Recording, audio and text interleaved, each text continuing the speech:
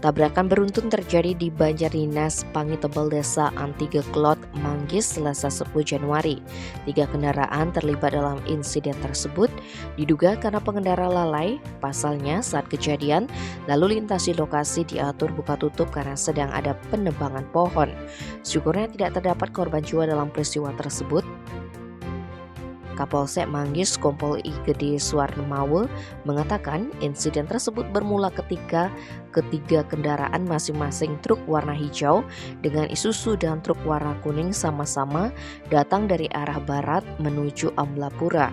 Di TKP saat itu ada penebangan pohon sehingga arus lalu lintas diberlakukan buka tutup dan diatur petugas.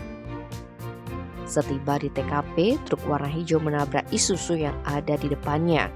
Kemudian Isuzu tersebut menabrak truk warna kuning yang ada di depannya yang berhenti karena ada penebangan pohon. Akibat kejadian tersebut, 3 kendaraan tersebut mengalami kerusakan. Tim Bali Express melaporkan.